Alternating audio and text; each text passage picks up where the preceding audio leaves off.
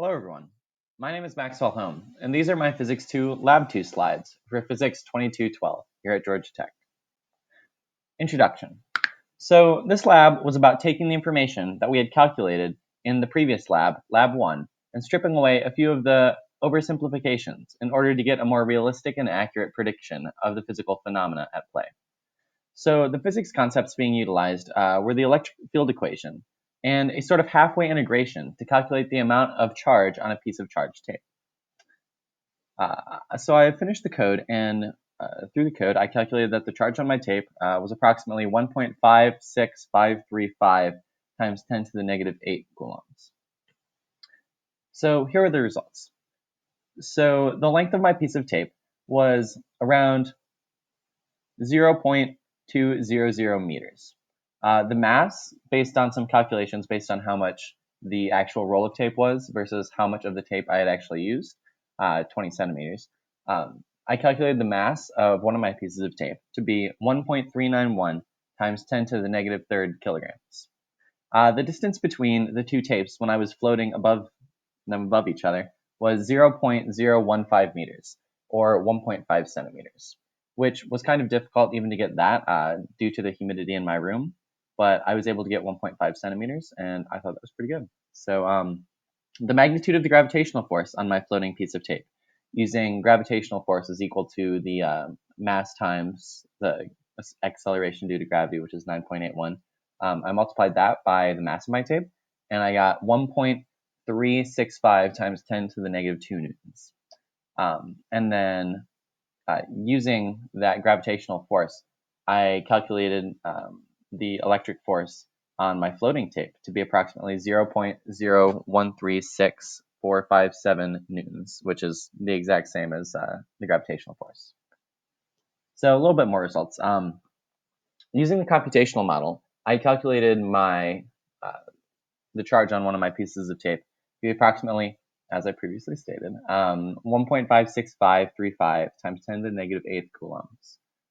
So there were a couple assumptions and idealizations that we did need to make in this lab, but they weren't as drastic as the ones that we made in Lab 1.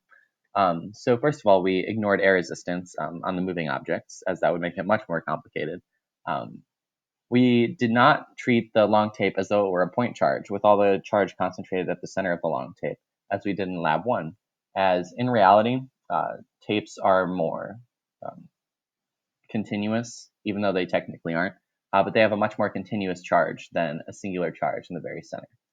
And then finally, we did assume that each U-tape that we made had the same amount of charge evenly distributed amongst the length of tape, which, although it is not exactly like that, since there are so many electrons and that kind of stuff on there, we can assume that and get a pretty reasonable estimate due to scale. So there were a few conclusions that I made based on this experiment. So if we had modeled each of our tapes like a single point charge, like the previous lab, we actually would have gotten the exact same results.